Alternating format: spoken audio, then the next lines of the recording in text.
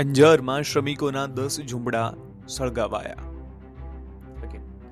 અંજારમાં શ્રમિકોના 10 ઝૂંપડા સળગાવાયા.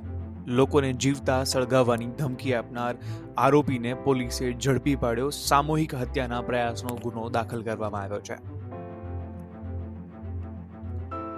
ખત્રી ચોક મધ્ય આવેલા ઝૂંપડામાં રહેતા બદ્રીનાથ યાદવે નોંધાવેલી ફરિયાદ મુજબ અંજારમાં રહેતો આરોપી મોહમ્મદ રફીક ઉર્ફે બટી હાજી કાસમ કુંભાર તેમની આસપાસ રહેતા લોકોને મજૂરી કામે લઈ જતો હતો, પરંતુ પૈસા આપતો ન હોવાથી આ લોકોએ તેમની જોડે કામ કરવા આપવાની ના પાડી દીધી. એને કારણે ઉશ્કેરાયેલા રફીકે શનિવારે રાત્રે બોલાચાલી કરી તમારા ઝૂંપડા સળગાવી તમને લોકોને જીવતા બાળી નાખીશ એવી ધમકી આપી હતી. આ બવાલ પછી રવિવારે સવારે તેણે આવી ઝૂંપડામાં રહેતા પરિવારના બાળકો ઊંઘી રહ્યા હતા ત્યારે પેટ્રોલિયમ જેવું જલદ પદાર્થ છાંટી ઝૂંપડામાં આગ ચાંપી હતી.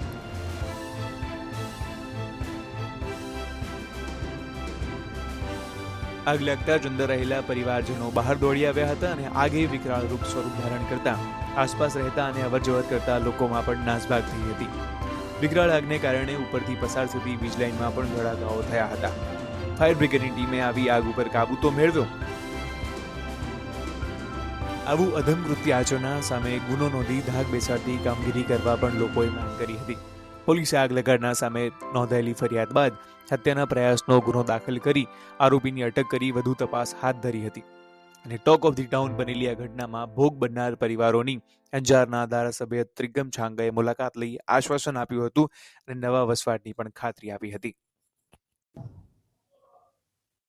कल सुबह के समय में अंजार शहर विस्तार में एक जो खाली प्लॉट था वहाँ पे कुछ झोपड़े बने हुए हैं. उस झोपड़े में जो कुछ मजदूर लोग और उनके परिवार के साथ जो लोग रहते हैं, वहाँ पे एक व्यक्ति आता है और वो व्यक्ति जो है वहाँ पे उस झोपड़ों को जलाता है. उसी दरमियान मजदूर और उनकी परिवार जो है वो बच के बाहर निकल जाते हैं.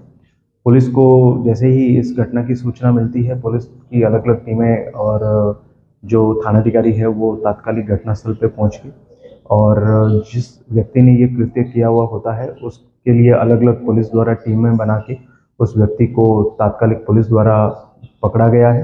और ये जो घटना बनी है उसके अनुसंधान में पुलिस द्वारा भारतीय दंड संहिता की धारा 307, 436 तथा दूसरी धाराओं के अंतर्गत गुना दाखिल किया गया है. और अभी जो है पुलिस द्वारा इसकी कार्रवाई की जा रही है. जो आरोपी है जिसका नाम मोहम्मद रफीक उर्फ बली हाजी कासम कुंभार है, उसको पुलिस ने अरेस्ट कर लिया है और अभी उसके विरुद्ध जो है आगे की कार्रवाई की जा रही है.